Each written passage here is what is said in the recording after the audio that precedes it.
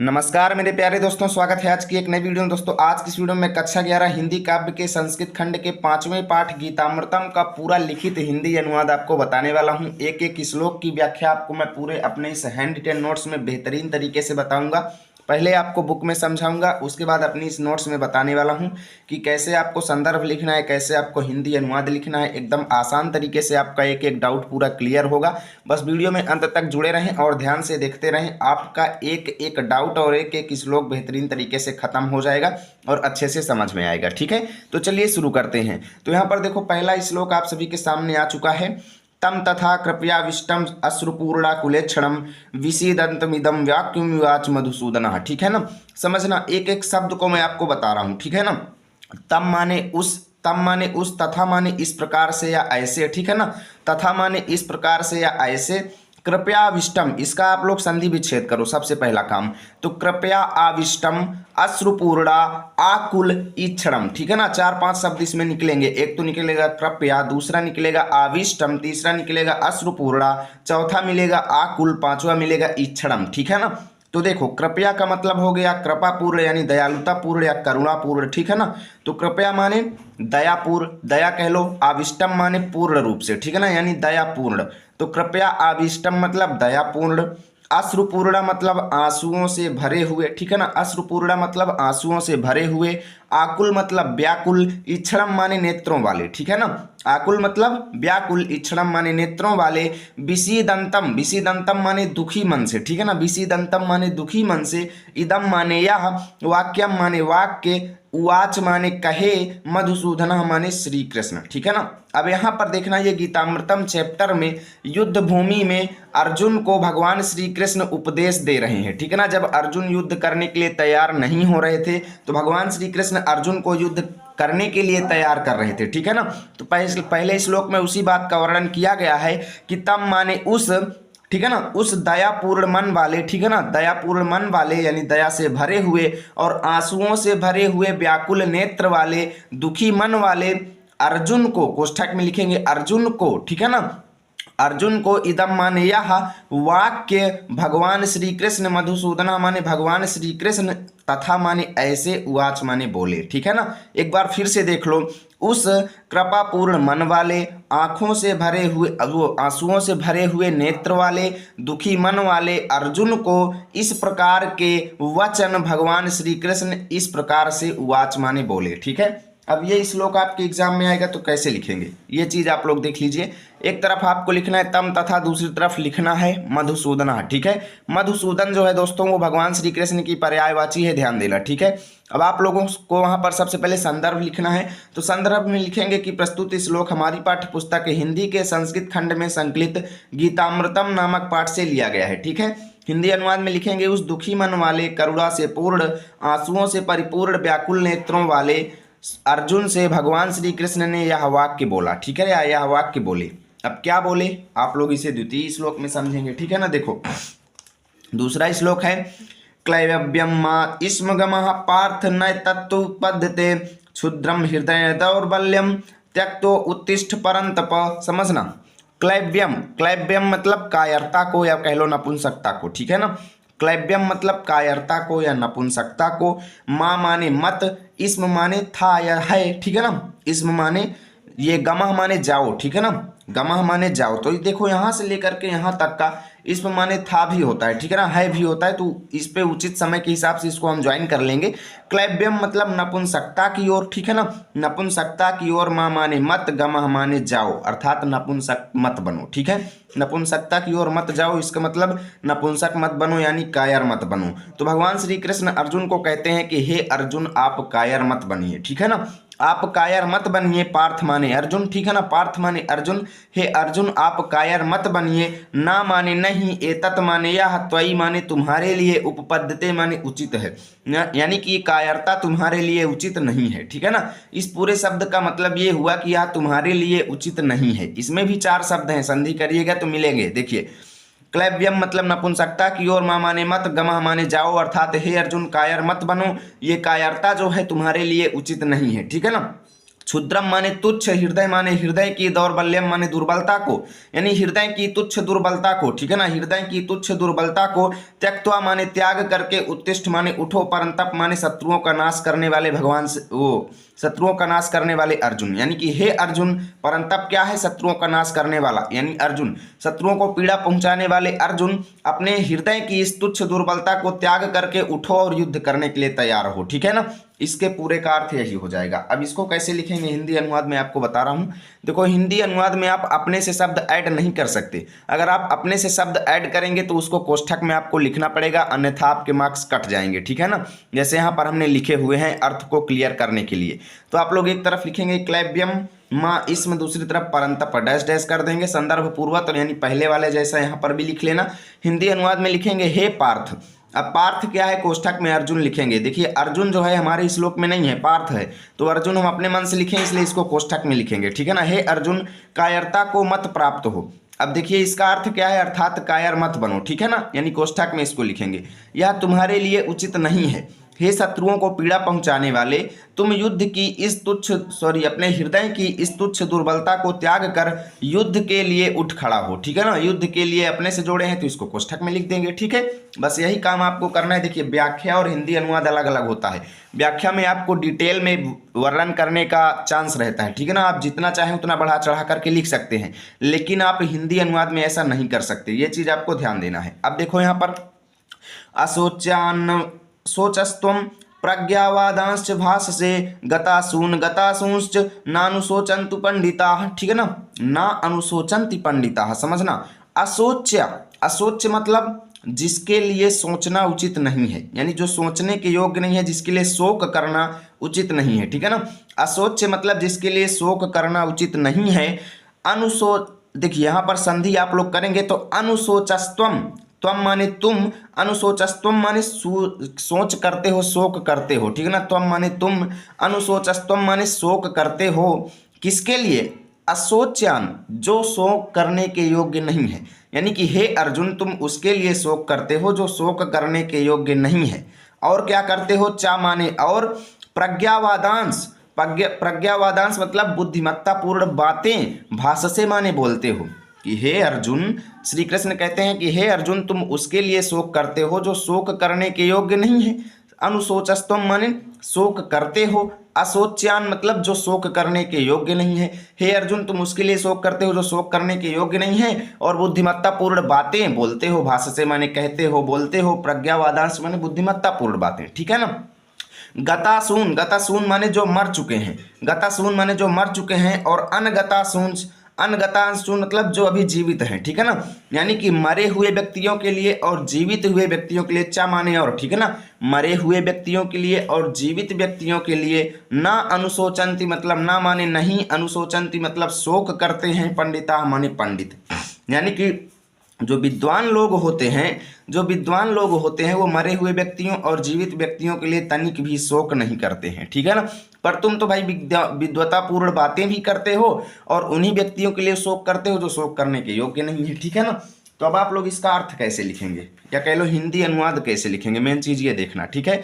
आप लोग एक तरफ लिख देंगे असोच्यान अनुशोचस्त्वम, दूसरी तरफ पंडिता, संदर्भ पूर्वक हिंदी अनुवाद में लिखेंगे कि हे अर्जुन तुम शोक ना करने योग्य लोगों के लिए शोक कर रहे हो और बुद्धिमानों जैसी बात भी कर रहे हो, जबकि मरे हुए और जीवितों के लिए पंडित जन यानी विद्वान व्यक्ति शोक नहीं करते हैं, ठीक है। चलो चलते हैं अगले श्लोक पर। देहिनो अस्मिन् यथा देहे कौमारम यौवनम जरा तथा देहांतर प्रार्ति धीरस्त्र न मुह्यति, समझना।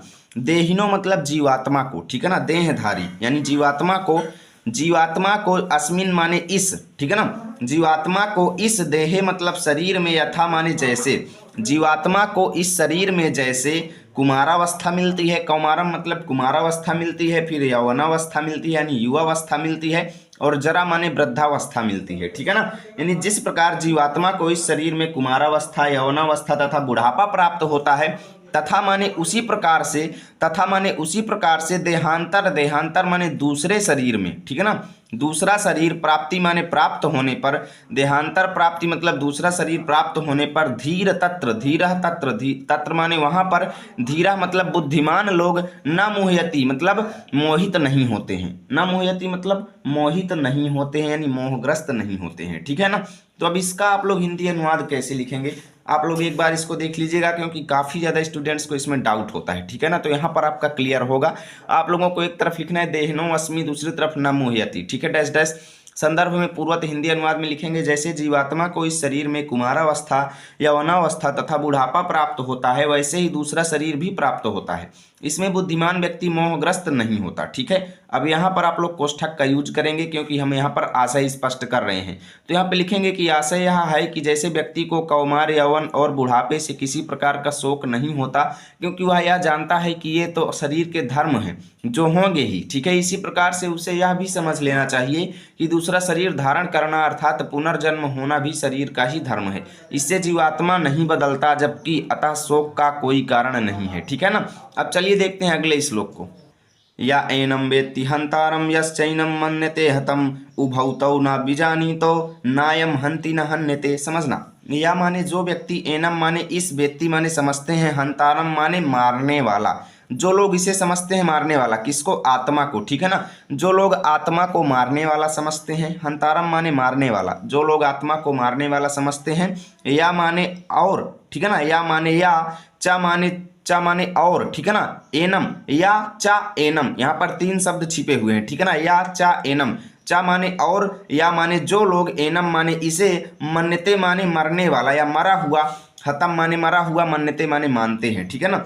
जो लोग आत्मा को वेत्ति माने समझते हैं, हंतारम माने मारने वाला, जो लोग आत्मा को मारने वाला समझते हैं, और जो लोग आत्मा को मरा हुआ समझते हैं, मन्यते माने मानते हैं, हतम माने मरा हुआ, उभौतौ, उभौतौ माने वे दोनों, ठीक है ना, उभौतौ माने वे दोनों लोग, ना माने नहीं, बीजानीतौ माने जानते हैं, वो लोग नहीं जानते हैं यानी वो लोग इस बात से ना समझ हैं कि ना तो ना अयम माने ना, अयम माने यह, हंति माने मारती है, कि आत्मा जो है ना तो मारती है, ना हन्यते ना मरती है, ठीक है ना। यानी आत्मा कभी भी मरती नहीं है, ये केवल एक शरीर से दूसरे शरीर में चेंज होती है, ठीक है ना, केवल शरीर बदलता है। देखिए अब यहाँ पर पांचवें का आप लोग कैसे लिखेंगे ये चीज़ मैं आपको बता देता हूँ। आप लोग एक तरफ लिखेंगे या एनम, दूसरी तरफ ना हन्यते, डैश डैश करेंगे, संदर्भ पूर्वक हिंदी अनुवाद में लिखेंगे कि जो व्यक्ति इस आत्मा को मारने वाला समझता है तथा जो इसको मरा हुआ मानता है वे दोनों ही नहीं जानते अर्थात अज्ञानी है, क्योंकि यह आत्मा ना तो मारता है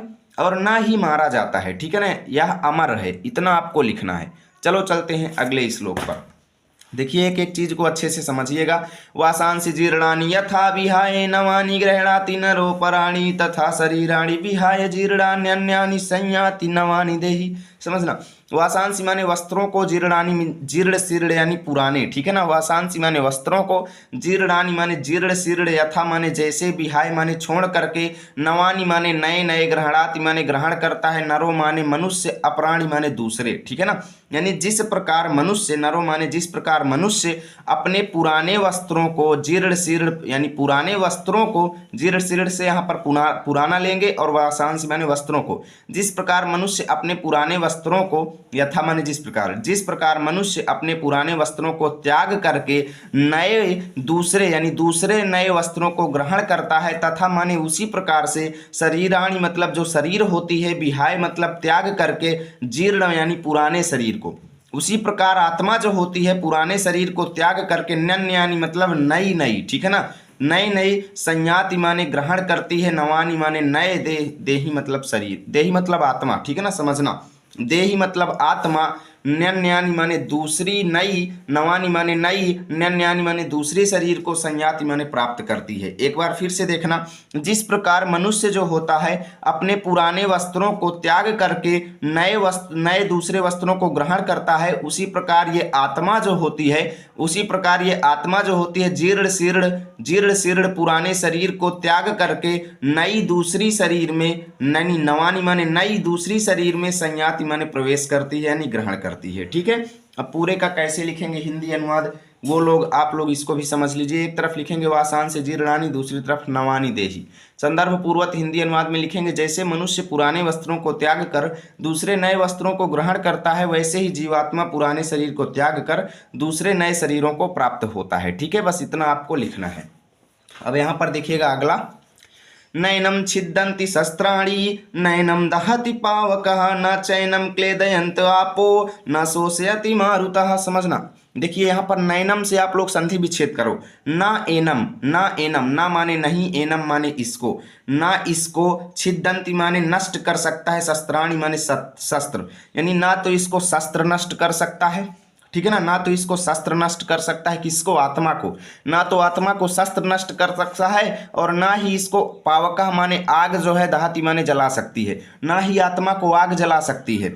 ना च एनम, चा माने और, ना माने नहीं, एनम माने इसको, और ना ही इसको क्लेदयंतो माने गीला कर सकता है, आपो माने पानी, ठीक है ना, क्लेदयंत आपो, यहाँ पर दो शब्द छिपे हुए हैं, ठीक है ना, और ना ही इसको पानी जो है गीला कर सकता है, और ना ही शोषित मतलब सोच सकता है, यानी सोख सकता है। मारुता माने, मारुता माने आप लोग यहाँ पर कह सकते हो सूर्य या सूर्य से आने वाला प्रकाश, ठीक है ना, यानी कि ना तो इसको, सॉरी यहाँ पर मारुता का अर्थ वायु है, ठीक है ना, यहाँ पर मारुता का मतलब वायु, ठीक है ना, और ना ही इसको वायु सोख सकती है। आप लोग पूरा एक बार फिर से देखना, ना तो इसको शस्त्र नष्ट कर सकता है और ना ही इसको आग जला सकती है और ना ही इसको पानी गीला कर सकता है और ना ही आत्मा को वायु सुखा सकता है। ठीक है, बस इतना आपको लिखना है। देखिए आप लोग एक तरफ लिखेंगे नयनम छिद्दंती, दूसरी तरफ शोषयंती मारुता। संदर्भ पूर्वक हिंदी अनुवाद में लिखेंगे इस आत्मा को शस्त्र आदि नष्ट नहीं काट, यानी नहीं काट सकते या नष्ट नहीं कर सकते, इसको आग नहीं जला सकती, ठीक है ना, इसको जल भी नहीं गीला कर सकता और इसको वायु नहीं सुखा सकती, अर्थात किसी भी भौतिक पदार्थ से यह नष्ट नहीं किया जा सकता। ठीक है, सीधी सी बात। अब अगला देखिए, यहाँ पर अगला आप सभी के सामने आ चुका है, जातस्य ही ध्रुवो मृत्युर्ध्रुवम जन्म मृतस्य च तस्माद् परिहारे अर्थे न त्वं शोचितुमर्हसि। समझना, जातस्य माने उत्पन्न हुए का, यानी जो व्यक्ति इस संसार में उत्पन्न हुआ है, जो व्यक्ति इस संसार में उत्पन्न हुआ है, ही माने चूंकि, ठीक है ना, चूंकि इस संसार में उत्पन्न हुए व्यक्ति का, ध्रुवो माने निश्चित है, मृत्यु माने मृत्यु, यानी जो व्यक्ति इस संसार में उत्पन्न हुआ है उसकी मृत्यु निश्चित है, ध्रुवम माने निश्चित है, जन्म माने जन्म, मृतस्य माने मरे हुए व्यक्ति का, चा माने और, यानी जो व्यक्ति इस संसार में उत्पन्न हुआ है, पहली बात तो उसकी मृत्यु निश्चित है, और दूसरी बात क्या है कि जो व्यक्ति मर चुका है उसका पुनर्जन्म भी निश्चित है, यानी उसका दोबारा जन्म भी होगा। ठीक है ना, और तस्मात, तस्मात माने इसलिए, परिहार अर्थे, इसलिए इस नियम का पालन करने के अर्थ में, ठीक है ना, इसलिए हे अर्जुन इस नियम का, तस्माद माने इसलिए, परिहाय मतलब पालन करने के अर्थ में, ना माने नहीं, त्वम माने तुमको, सोचितुम मतलब सोचने के, अर्हसि माने योग्य हो, यानी कि तुम्हें इस संबंध में बिल्कुल भी सोचना नहीं चाहिए और युद्ध करना चाहिए। ठीक है ना, हे अर्जुन इस संसार में आने वाले प्रत्येक व्यक्ति की मृत्यु निश्चित है, इस संसार से मरे हुए प्रत्येक व्यक्ति का पुनर्जन्म निश्चित है, इसलिए इस नियम का पालन करने के अर्थ में तुम सोचने के बिल्कुल भी पात्र नहीं हो, अर्थात तुम्हें तुरंत युद्ध भूमि में कूद पड़ना चाहिए। ठीक है, अब यहाँ पर देखो आप लोग कैसे लिखेंगे, इसको भी देख लो। ठीक है, आप लोगों को एक तरफ लिखना है जाता से ही, दूसरी तरफ सोचितुम अर्हसि। ठीक है, संदर्भ पूर्वक हिंदी अनुवाद में लिखेंगे चूंकि जन्म लेने वाले की मृत्यु निश्चित है और मरने वाले का जन्म निश्चित है, इसलिए तुम्हें ऐसे विषय में सोच नहीं करना चाहिए जिसका कोई उपाय न हो। ठीक है, अर्थात जन्म मृत्यु के इस क्रम को कोई नहीं बदल सकता, तब फिर इसके विषय में शोक करने से क्या लाभ। ठीक है, इतना आपको लिखना। यदृच्छया चोपपन्नम स्वर्गद्वारम पावृतम सुखिना क्षत्रियाः पार्थ लभन्ते युद्धमीदृशम। यदृच्छया माने अपने आप। ठीक है, यदृच्छया मतलब अपने आप, चोपपन्नम चा उपपन्नम, संधि विच्छेद करो, चा उपपन्नम अपने आप, चा माने और, उपपन्नम माने प्राप्त हुए, यानी अपने आप और प्राप्त हुए। ठीक है ना, अपने आप और प्राप्त हुए, स्वर्ग द्वारम आप पावृतम, यानी स्वर्ग के द्वार को, पावृतम माने खुला हुआ। ठीक है ना, स्वर्ग द्वार, स्वर्ग के द्वार को खुला हुआ। ठीक है ना, यानी कि स्वर्ग के द्वार को अपने आप और खुला हुआ पाकर, ठीक है ना, स्वर्ग के द्वार को अपने आप और खुला हुआ पा करके, सुखिना माने सुखी, सुखिना माने सुखी या भाग्यशाली, क्षत्रिय माने क्षत्रियों को ही, पार्थ माने हे अर्जुन, ठीक है ना, लभंते माने प्राप्त होता है, युद्धम माने युद्ध, ईदृशम माने ऐसा। ठीक है ना, हे अर्जुन, ये ऐसा युद्ध है कि अगर इसमें तुम मारे गए तो तुम्हें सीधा स्वर्ग मिलेगा, ठीक है ना। यानी हे अर्जुन, स्वर्ग के द्वार के खुले हुए रूप में ये युद्ध जो है, ठीक है ना, यानी कि इस युद्ध में अगर आपकी मृत्यु होगी तो आप सीधे स्वर्ग को जाओगे, ठीक है ना, आपको नरक में बिल्कुल भी नहीं जाना। हे अर्जुन, युद्ध के स्वर्ग के द्वार के रूप में खुले हुए इस ये युद्ध जो है केवल उसी को प्राप्त होता है जो भाग्यशाली क्षत्रिय होता है, ठीक है ना, सबको प्राप्त नहीं होता है। तो आप लोग कैसे लिखेंगे कि हे अर्जुन, पार्थ माने हे अर्जुन अपने आप प्राप्त हुए, हे अर्जुन अपने आप प्राप्त हुए, ठीक है ना, अपने आप प्राप्त हुए और खुले हुए, पावृतम माने खुले हुए स्वर्ग के द्वार को, ठीक है ना, स्वर्ग के द्वार रूपी ऐसे युद्ध को, युद्ध मीदृशम माने ऐसे युद्ध को केवल भाग्यशाली क्षत्रिय ही प्राप्त कर सकते हैं, सबको नहीं मिलता, ठीक है ना, क्योंकि इसमें अगर आप मरेंगे भी तो सीधा स्वर्ग को जाएंगे। अब आप लोग एक तरफ लिखिए यदृच्छया, दूसरी तरफ युद्धम ईदृशम, संदर्भ लिखेंगे पूर्वत, हिंदी अनुवाद में लिखेंगे हे अर्जुन अपने आप प्राप्त हुए और खुले हुए स्वर्ग के द्वार रूपी ऐसे युद्ध को भाग्यवान क्षत्रिय ही पाते हैं।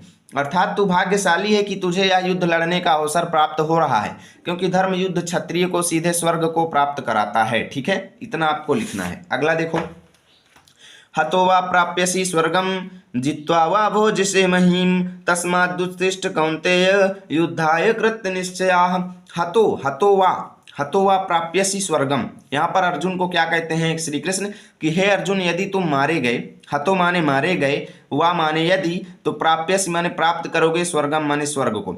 हे अर्जुन यदि तुम मारे गए, हे अर्जुन यदि तुम मारे गए तो तुम स्वर्ग को प्राप्त करोगे, वा माने अथवा, ठीक है, अथवा जीते, अथवा यदि आप युद्ध जीत गए तो आप भोज्य से माने भोग करेंगे, महीम माने पृथ्वी के सुख को, ठीक है ना, यानी आप राजा बन जाएंगे और पृथ्वी के इस संपूर्ण सुखों का पालन करेंगे और संपूर्ण सुख आपको प्राप्त होगा, ठीक है ना। तस्मात माने इसलिए, उत्तिष्ठ माने उठो, कौन्तेय माने हे अर्जुन, इसलिए हे अर्जुन उठो, कौन्तेय माने कौंती का पुत्र यानी अर्जुन, हे अर्जुन उठो और युद्ध करने का कृत निश्चय माने निश्चय करो, ठीक है ना, हे अर्जुन उठो और युद्ध करने का निश्चय करो। अब देखो कैसे लिखेंगे, आप लोग एक तरफ लिखेंगे हतो वा, दूसरी तरफ कृत निश्चय, संदर्भ पूर्वक हिंदी अनुवाद में लिखेंगे या तो तू युद्ध में मरकर स्वर्ग को प्राप्त होगा या युद्ध जीतकर पृथ्वी का भोग करेगा, इस प्रकार तेरे दोनों हाथों में लड्डू है, इसलिए तू युद्ध करने का निश्चय करके उठ खड़ा हो, ठीक है, ऐसे आपको लिखना है और पूरा आपका चैप्टर फिनिश होता है। उम्मीद करता हूँ वीडियो बहुत ज़्यादा अच्छी लगेगी। वीडियो को लाइक करना, पीडीएफ चाहिए इसकी तो टेलीग्राम पर जाना है, क्या लिखना है, लर्न विथ आरपी, हमारे चैनल का नाम लिखना है, ठीक है ना, तो वहाँ पर आप लोगों को इसकी पीडीएफ मिल जाएगी। वीडियो अच्छी लगी तो लाइक करना और रोजाना ऐसी वीडियो पाने के लिए हमारे चैनल को भी सब्सक्राइब कर लेना, ठीक है। मिलेंगे आपके साथ अगले वीडियो में, तब तक के लिए जय हिंद जय भारत।